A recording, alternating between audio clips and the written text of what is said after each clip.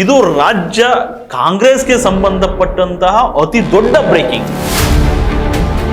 Direct ಆಗಿ ಅಧ್ಯಕ್ಷರ ಬದಲಾವಣೆ. ಸ್ವತಃ DK ಶಿವಕುಮಾರ್ ಅವರಿಗೂ ಕೂಡ ತಾವು ಹೆಚ್ಚು ದಿನ ಅಧ್ಯಕ್ಷರಾಗಿ ಇರೋದಿಲ್ಲ ಅನ್ನೋದು ಗೊತ್ತಿದೆ. ಮುಂದಿನ ಕಾಂಗ್ರೆಸ್ ಸಾರಥಿ ಯಾರು ಅಂದ್ರೆ ಸೈಲೆಂಟ್ ಮ್ಯಾನ್ ಸತೀಶ್ ಜಾರಕಿಹೊಳಿ. ಅವರು CM ಕುರ್ಚಿಗೆ ಗುರಿ ಇಟ್ಟಿದ್ದಾರೆ ಅಂತ ಅಂದಾಜು ಮಾಡಿದ್ರು. ರಾಹುಲ್ ಗಾಂಧಿಗೆ ಸಾಥ್ ನೀಡುವಂತಹ ನಾಯಕರು ಎಲ್ಲವನ್ನ ಸೈಲೆಂಟ್ ಆಗಿ ಮಾಡಿ ಮುಗಿಸುವಂತ ಚಾಣಾಕ್ಷತೆ ಇರೋದು. Breaking news, breaking news, breaking news. ಇದು ರಾಜ್ಯ ಕಾಂಗ್ರೆಸ್ಗೆ ಸಂಬಂಧಪಟ್ಟಂತಹ ಅತಿ ದೊಡ್ಡ ಬ್ರೇಕಿಂಗ್ ನ್ಯೂಸ್. ಇದು ಅಂತೆ ಕಂತೆ ಸಂತೆಗಳ ಕಹಾನಿ ಅಲ್ಲ, ಗಾಳಿಯಲ್ಲಿ ಗುಂಡು ಹೊಡೆಯೋ ಕಥೆನೂ ಅಲ್ಲ. ಇದು ಪಕ್ಕಾ ಸುದ್ದಿ, ಪಕ್ಕಾ ಆಗೋ ಗ್ಯಾರಂಟಿ ಸುದ್ದಿ. ಸಾಕು ನಿಲ್ಲಿಸ್ರಿ, ಮೊದಲು ಮ್ಯಾಡ್ರ್ ಬರ್ರಿ ಅಂದ್ರೆ ಏನೇನು ಹೇಳ್ತೀರಾ ಅಂತೀರಾ? ಹಾಗಾದ್ರೆ ಕೇಳಿ. ರಾಜ್ಯ ಕಾಂಗ್ರೆಸ್ನಲ್ಲಿ ಅತಿ ಶೀಘ್ರದಲ್ಲಿ ಬದಲಾವಣೆ ಆಗುತ್ತೆ. ಅದು ಕೂಡ ಯಾವುದೋ ಸಣ್ಣ ಪುಟ್ಟ ಬದಲಾವಣೆ ಅಲ್ಲ, ಡೈರೆಕ್ಟ್ ಆಗಿ ಅಧ್ಯಕ್ಷರ ಬದಲಾವಣೆ. ಹಿಂಗಂತ ನಾವು ಹೇಳ್ತಿಲ್ಲ, ಬದಲಿಗೆ ಸ್ವತಃ KPCC ಕಚೇರಿಯ ಮೊಗಸಾಲೆಯಲ್ಲಿ ಪ್ರತಿಧ್ವನಿಸ್ತಾ ಇರೋ ಮಾತಿದು. ಹಾಗಾದ್ರೆ ಬದಲಾವಣೆ ಯಾವಾಗ ಆಗುತ್ತೆ? ಹೊಸ ಅಧ್ಯಕ್ಷರು ಯಾರು ಅಂತೀರಾ? ನೋಡಿ, ಇದು national TV special wide angle. ನಾನು ಮಂಜು ಬಾಣಗೆರೆ.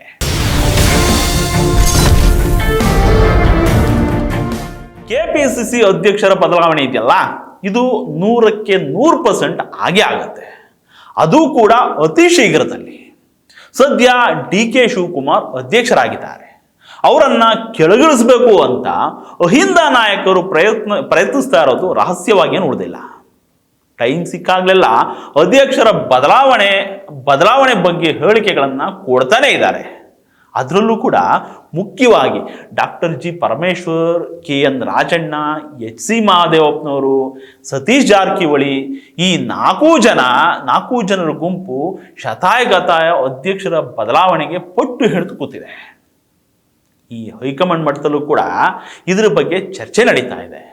ಯಾಕಂದ್ರೆ ಇದೇ ಹೈಕಮಾಂಡ್ DK ಶಿವಕುಮಾರ್ ಅವರ ಅಧ್ಯಕ್ಷ ಸ್ಥಾನದ ವ್ಯಾಲಿಡಿಟಿ ಬಗ್ಗೆ ಈ ಹಿಂದೆ ಮಾತಾಡಿತ್ತು. ಅದು ಕೂಡ ಬಹಿರಂಗವಾಗಿ ಒಂದು ನೋಟ್ ಪಾಸ್ ಮಾಡಿಬಿಟ್ಟಿತ್ತು.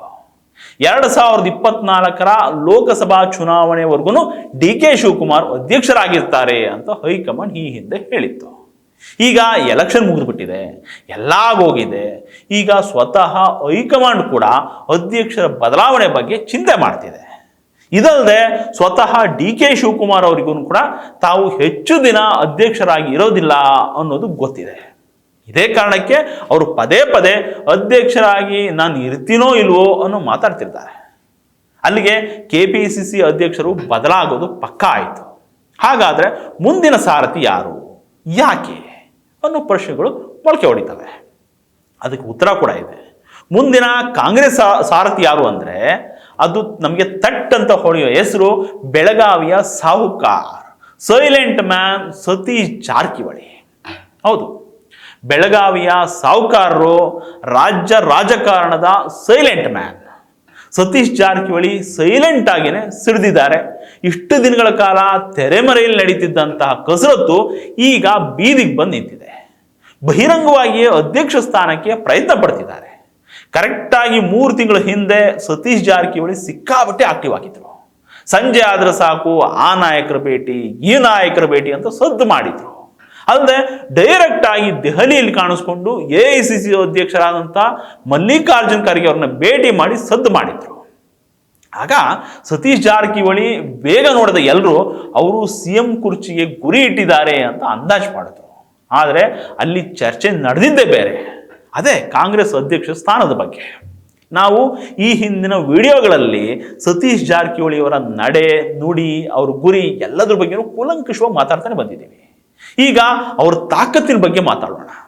ಕಾಂಗ್ರೆಸ್ ಹೈಕಮಾಂಡ್ ಯಾಕೆ ಸತೀಶ್ ಜಾರಕಿಹೊಳಿ ಅವರಿಗೆ ಪಟ್ಟ ಕಟ್ಟೋಕೆ ಮುಂದಾಗಿದೆ ಗೊತ್ತಾ? ಯಾಕೆ ಅಂತ ಗೊತ್ತಾಗಬೇಕು ಅಂದ್ರೆ ಸತೀಶ್ ಜಾರಕಿಹೊಳಿ ಅವ್ರಿಗೆ ಇರುವಂತಹ ಆ 6 ಶಕ್ತಿಗಳ ಬಗ್ಗೆ ತಿಳ್ಕೋಬೇಕು. ಯಾವುದದು? ಶಕ್ತಿ ನಂಬರ್ 1, ಸಾಹುಕಾರ್ಗೆ 48 ಶಾಸಕರ ಬೆಂಬಲ. ಹೌದು, ಹೌದು, ಸತೀಶ್ ಜಾರಕಿಹೊಳಿ ಅವರಿಗೆ ST ಸಮುದಾಯದ 15 ಶಾಸಕರು ಬೆಂಬಲವಾಗಿ ನಿಂತಿದ್ದಾರೆ. ಇದಕ್ಕೆ ಕಾರಣ ಎಲೆಕ್ಷನ್ ಟೈಮಲ್ಲಿ ಸತೀಶ್ ಜಾರಕಿಹೊಳಿ ಅವರು ಮಾಡಿರುವಂತಹ ಸಹಾಯ, ಜೊತೆಗೆ ಸತೀಶ್ ಜಾರಕಿಹೊಳಿ ಅವರ ನಾಯಕತ್ವವನ್ನು ಎಲ್ಲರೂ ಒಪ್ತಾರೆ. ಇದಿಷ್ಟೆಲ್ಲ 35ಕ್ಕೂ ಹೆಚ್ಚು ಅಹಿಂದ ಶಾಸಕರ ದಂಡು ಸತೀಶ್ ಜಾರಕಿಹೊಳಿ ಅವರ ಬೆನ್ನಿ ಹಿಂದೆ ನಿಂತಿದೆ. ಮುಖ್ಯವಾಗಿ ಕಿತ್ತೂರು ಕರ್ನಾಟಕ, ಕಲ್ಯಾಣ ಕರ್ನಾಟಕ, ಮಧ್ಯ ಕರ್ನಾಟಕ ಈ ಮೂರೂ ಭಾಗದಲ್ಲೂ ಕೂಡ ಸತೀಶ್ ಜಾರಕಿಹೊಳಿ ಅವರು ತಮ್ಮ ಸಮಾಜಮುಖಿ ಸೇವೆ ಜೊತೆಗೆ ವಾಲ್ಮೀಕಿ ಸಮುದಾಯದ ನಾಯಕರ ಜೊತೆ ಸಂಪರ್ಕದ ಕಾರಣಕ್ಕೆ ಜನರಲ್ಲಿ ಚಾಲ್ತಿಯಲ್ಲಿದ್ದಾರೆ. ಇನ್ನು ಶಕ್ತಿ ನಂಬರ್ 2, ವಿವಾದ ಇಲ್ಲದಂತಹ ನಾಯಕ ಸತೀಶ್ ಜಾರಕಿಹೊಳಿ. ಈ ಹಿಂದೆ ಜನತಾ ಪರಿವಾರದಲ್ಲಿ ಇದ್ರು ಸತೀಶ್ ಜಾರಕಿಹೊಳಿ ಅವರು, ಆಮೇಲೆ JDS, ಆ ನಂತರ ಸಿದ್ದರಾಮಯ್ಯನವ್ರ ಬೆನ್ನ ಹಿಂದೆ ಕಾಂಗ್ರೆಸ್ಗೆ ಬಂದವರು. ಹಿಂಗೆ ಸುದೀರ್ಘ 30 ವರ್ಷಗಳಿಂದ ರಾಜಕಾರಣದಲ್ಲಿ ಇದ್ರೂ ಕೂಡ ವಿವಾದಗಳನ್ನ ಹತ್ರಕ್ಕೂ ಬಿಟ್ಕೊಂಡಿಲ್ಲ. ಇವರು ಹೋಗಿಲ್ಲ. ಮೌಢ್ಯ ವಿರೋಧಿ ವಿಚಾರಕ್ಕಷ್ಟೇ ಸತೀಶ್ ಜಾರಕಿಹೊಳಿ ಅವರ ಹೆಸರು ಒಂದಷ್ಟು ವಿವಾದದಲ್ಲಿ ಕೇಳಿಬಂದಿತ್ತು. ಬದಲಿಗೆ 1998ರಲ್ಲಿ MLC ಆದಾಗಿನಿಂದ 2023ರಲ್ಲಿ ಯಮಕನಮರಡಿ ಶಾಸಕರಾಗಿ ಆಯ್ಕೆ ಆಗುವವರೆಗೂ ಯಾವುದೇ ಹಗರಣದ ವಿವಾದಗಳಲ್ಲಿ ಸತೀಶ್ ಜಾರಕಿಹೊಳಿ ಅವರ ಹೆಸರು ಇಲ್ಲ. ಅವರ ಇಮೇಜ್ ಕಾಂಗ್ರೆಸ್ಗೆ ಪ್ಲಸ್ ಆಗುತ್ತೆ. ಜೊತೆಗೆ BJP ವಿರುದ್ಧ ಅಸ್ತ್ರವಾಗಿ ಪ್ರಯೋಗಿಸಬಹುದು. ಅಂದ್ರೆ ಭ್ರಷ್ಟಾಚಾರ ವಿಚಾರದಲ್ಲಿ ಅಧ್ಯಕ್ಷರು ಕ್ಲೀನ್ ಇದ್ರೆ ಯಾವುದೇ ಪಕ್ಷಕ್ಕಾದರೂ ಅದು ಪ್ಲಸ್ ಆಗುತ್ತೆ. ಇನ್ನು ಶಕ್ತಿ ನಂಬರ್ 3, ಜನ ಪ್ಲಸ್ ಹಣದ ಪ್ರಭಾವ. ಯಾವುದೇ ಪಕ್ಷದ ರಾಜ್ಯಾಧ್ಯಕ್ಷರಾಗಬೇಕು ಅಂದ್ರೆ ಪ್ರಮುಖವಾಗಿ 2 ವಿಚಾರಗಳು ಮಹತ್ವ ಪಡ್ಕೊಳ್ತವೆ. ಒಂದು ಜನಬಲ, ಮತ್ತೊಂದು ಹಣಬಲ. ಈ ವಿಚಾರದಲ್ಲಿ ಸತೀಶ್ ಜಾರಕಿಹೊಳಿ ರಾಜ್ಯದ ಪ್ರಭಾವಿ ಸಮಾಜದ ಅಗ್ರಗಣ್ಯ ನಾಯಕರಾಗಿ ಈ ಕ್ಷಣಕ್ಕೂ ಕಾಣ್ತಿದ್ದಾರೆ. ಇನ್ನು ಹಣಬಲದ ವಿಚಾರಕ್ಕೆ ಅದರ ಬಗ್ಗೆ ಮಾತಾಡೋದೇ ಬೇಡ. ಇವತ್ತು ರಾಜ್ಯದಲ್ಲಿ ಅಹಿಂದ ರಣಕೇಕೆ ಹಾಕ್ತಿದೆ ಅಂದ್ರೆ ಅದಕ್ಕೆ ಮೊದಲು ಹಣ ಕೊಟ್ಟಿದ್ದೇನೆ 2 ನಾಯಕರು. ಒಬ್ರು ಈಡಿಗ ಸಮಾಜದ RL ಜಾಲಪ್ಪ ಅವರು, ಮತ್ತೊಬ್ರು ವಾಲ್ಮೀಕಿ ನಾಯಕ ಸಮಾಜದ ಸತೀಶ್ ಜಾರಕಿಹೊಳಿ ಅವರು. ಇದೇ ಕಾರಣಕ್ಕೆ ಅಹಿಂದ ಸಮುದಾಯದಲ್ಲೂ ಕೂಡ ಸತೀಶ್ ಜಾರಕಿಹೊಳಿ ಅವ್ರ ಹೋಲ್ಡು ತುಂಬಾ ಚೆನ್ನಾಗಿದೆ. ಹಾಗೆ ಸಿದ್ದರಾಮಯ್ಯನವ್ರನ್ನ ಬಿಟ್ರೆ ಅಹಿಂದ ನಾಯಕರಾಗಿ ಹೊರಹೊಮ್ಮುವಂತಹ ಎಲ್ಲಾ ಸಾಧ್ಯತೆಗಳು ಜಾರಕಿಹೊಳಿ ಅವ್ರಿಗಿದೆ. ಆ ನಿಟ್ಟಿನಲ್ಲಿ ಅವ್ರ ಪ್ರಯತ್ನವೂ ಇದೆ, ಅದು ಬೇರೆ ಪ್ರಶ್ನೆ. ಇನ್ನ ಶಕ್ತಿ ನಂಬರ್ 4, ಇವರು ಸೈಲೆಂಟ್ ಗೇಮರ್. ಸತೀಶ್ ಜಾರಕಿಹೊಳಿ ರಾಜ್ಯ ರಾಜಕಾರಣದ ಮಟ್ಟಿಗೆ ಇನ್ನುಳಿದ ನಾಯಕರಿಗೆ ಹೋಲಿಸಿದ್ರೆ, ಬೇರೆ ಇನ್ನುಳಿದ ನಾಯಕರಿಗೆ ಹೋಲಿಸಿ ನೋಡಿದ್ರೆ ತೀರಾ ವಿಭಿನ್ನವಾಗಿ ನಿಲ್ತಾರೆ. ಎಲ್ಲವನ್ನ ಸೈಲೆಂಟ್ ಆಗಿ ಮಾಡಿ ಮುಗಿಸುವಂತ ಚಾಣಾಕ್ಷತೆ ಇರೋರು. ರಾಜ್ಯ ರಾಜಕಾರಣದ ಸೈಲೆಂಟ್ ಸರ್ಜಿಕಲ್ ಸ್ಟ್ರೈಕ್ ಎಕ್ಸ್ಪರ್ಟ್ ಯಾರಾದರೂ ಇದ್ರೆ ಅದು ಸತೀಶ್ ಜಾರಕಿಹೊಳಿ ಮಾತ್ರ. ಯಾಕಂದ್ರೆ ರಾಜಕೀಯ ಎದುರಾಳಿಯ ಮಹಾಬಲಕ್ಕೂ ಮಾಸ್ಟರ್ ಮೈಂಡ್ಗೂ ಮುಟ್ಟಿ ನೋಡ್ಕೊಳ್ಳೋ ತರ ರಣತಂತ್ರ ರೂಪಿಸೋದ್ರಲ್ಲಿ ಸತೀಶ್ ಜಾರಕಿಹೊಳಿ ಅವರು ಎತ್ತಿದ ಕೈ. ಸೈಲೆಂಟ್ ಆಗಿನೇ ತಮ್ಮ ತಾಕತ್ತು ತೋರಿಸೋ ಸತೀಶ್ ಅವರು ಕೊಟ್ಟ ಕೆಲಸವನ್ನ ಚಾಚು ತಪ್ಪದೆ ಅಚ್ಚುಕಟ್ಟವಾಗಿ ಮಾಡಿ ಮುಗಿಸುವಂತ ಕೆಲಸಗಾರ. ಇದಕ್ಕೆ ಬೆಸ್ಟ್ ಎಕ್ಸಾಂಪಲ್ ಅಂದ್ರೆ ಮೊನ್ನೆ ನಡೆದಂತಹ ಶಿಗ್ಗಾವಿ ವಿಧಾನಸಭಾ ಕ್ಷೇತ್ರ ಬೈ ಎಲೆಕ್ಷನ್. ಶಿಗ್ಗಾವಿಯಲ್ಲಿ ಕಾಂಗ್ರೆಸ್ ಗೆಲ್ಲೋದು ಅಷ್ಟು ಸುಲಭ ಇರಲಿಲ್ಲ. ಲಿಂಗಾಯತರದೇ ಪ್ರಾಬಲ್ಯ ಇರುವಂತಹ ಕ್ಷೇತ್ರದಲ್ಲಿ ಅಲ್ಪಸಂಖ್ಯಾತ ಅಭ್ಯರ್ಥಿಯನ್ನ ಗೆಲ್ಲಿಸ್ಕೊಂಡು ಬರೋದು ಅಂದ್ರೆ ಅದೇನು ಸುಮ್ಮನೆನಾ? ಸಣ್ಣ ವಿಚಾರನ?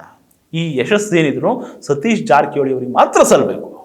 ಶಕ್ತಿ ನಂಬರ್ 5, ಸೌಮ್ಯ ಸ್ವಭಾವ ಮತ್ತೆ ಚಾಣಕ್ಯನಂತಹ ಚಾಣಾಕ್ಷತೆ. ಚಂದ್ರಗುಪ್ತ ಮೌರ್ಯ ಅನ್ನೋ ದೊರೆ ಚಾಣಕ್ಯನಿಂದಾಗಿ ದೊರೆ ಆದ. ಆದರೆ ದೊರೆನೇ ಚಾಣಕ್ಯನಾಗಿದ್ರೆ ಹೇಗಿರ್ತಿತ್ತು ಅನ್ನೋದಕ್ಕೆ ಸತೀಶ್ ಜಾರಕಿಹೊಳಿ ಬೆಸ್ಟ್ ಎಕ್ಸಾಂಪಲ್ ಅನ್ಬೋದು. ಅದರಲ್ಲೂ ಕಡುಕೋಪದ ವಿಷ್ಣುಗುಪ್ತನಿಗಿಂತ ಸೌಮ್ಯ ಸ್ವಭಾವದ ರಣತಂತ್ರಗಾರ ಗುಣ ಇರುವಂತಹ ಸತೀಶ್ ಜಾರಕಿಹೊಳಿ ಅವರಿದ್ರೆ ಈ ವಿಷಯಕ್ಕೆ ಬಂದ್ರೆ ಎಂತಹ ಅಪಮಾನ ಆದರೂ ಕೂಡ ನಗ್ನಗ್ತಲೆ ಸಹಿಸಿಕೊಂಡು ಎದುರಾಳಿಗೆ ಮಣ್ಣು ಮುಗಿಸೋ ತಾಕತ್ತು, ಚಾಣಾಕ್ಷತೆ ಅಂತಹ ಗುಣಗಳು ಸತೀಶ್ ಜಾರಕಿಹೊಳಿಯಲ್ಲಿದ್ದಾವೆ. ಇನ್ನು ಶಕ್ತಿ ನಂಬರ್ 6, ಹೈಕಮಾಂಡ್ಗೆ ಅಚ್ಚುಮೆಚ್ಚಿನವರು. ಹಳ್ಳಿಯಲ್ಲಿ ಎಷ್ಟೇ ಸ್ಟ್ರಾಂಗ್ ಇದ್ರೂ ಕೂಡ ಡೆಲ್ಲಿಯಲ್ಲೂ ಕೂಡ ಮೆಚ್ಚುಗೆ ಆಗಬೇಕು. ಇದು ಕಾಂಗ್ರೆಸ್ ಪಾಲಿನ ಬಹುಮುಖ್ಯ ಸಂಗತಿ. ಸಿದ್ದರಾಮಯ್ಯನವರೊಂದಿಗೆ ಕಾಂಗ್ರೆಸ್ ಸೇರಿದಾಗಿನಿಂದ ಇಲ್ಲಿ ತನಕ ಹೈಕಮಾಂಡ್ ಸಂಸ್ಕೃತಿ ಚೆನ್ನಾಗಿನೇ ಅರ್ಥ ಮಾಡ್ಕೊಂಡಿರುವಂತಹ ಸತೀಶ್ ಜಾರಕಿಹೊಳಿ ಅವರು ತುಂಬಾ ಚೆನ್ನಾಗಿ ಇಟ್ಕೊಂಡಿದ್ದಾರೆ ಹೈಕಮಾಂಡ್ ಜೊತೆ. ಹಾಗಾಗಿನೇ ಹೈಕಮಾಂಡ್ ಜೊತೆ ಅದ್ಭುತವಾದ ಸಂಬಂಧವನ್ನು ಇಟ್ಕೊಂಡಿದ್ದಾರೆ. 3ನೇ ವ್ಯಕ್ತಿಯ ಸಹಾಯ ಇಲ್ಲದೆ ನೇರವಾಗಿ ಕಾಂಗ್ರೆಸ್ ವರಿಷ್ಠರನ್ನ ಭೇಟಿ ಮಾಡುವಂತಹ ಸಲುಗೆಯನ್ನ ಸತೀಶ್ ಜಾರಕಿಹೊಳಿ ಹೊಂದಿದ್ದಾರೆ. ಜೊತೆಗೆ ಸಿದ್ಧಾಂತದ ವಿಚಾರಕ್ಕೆ ಬಂದ್ರೆ ರಾಹುಲ್ ಗಾಂಧಿಗೆ ಸಾಥ್ ನೀಡುವಂತಹ ನಾಯಕರು. ಇಬ್ಬರಿಗೂ ಸಿದ್ಧಾಂತದ ಬಗ್ಗೆ ಕ್ಲಾರಿಟಿ ಇದೆ. ಇದು ಕೂಡ ಸತೀಶ್ ಜಾರಕಿಹೊಳಿ ಅವರಿಗೆ ಪ್ಲಸ್ ಪಾಯಿಂಟ್ ಆಗುತ್ತೆ.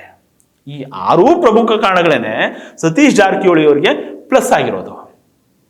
ಇದೇ ಕಾರಣದಿಂದ ಕಾಂಗ್ರೆಸ್ ಹೈಕಮಾಂಡ್ ನಾಯಕರು ಕೂಡ ಸತೀಶ್ ಜಾರಕಿಹೊಳಿ ಅವ್ರ ಪರ ಒಲವಿಟ್ಕೊಂಡಿದ್ದಾರಂತೆ.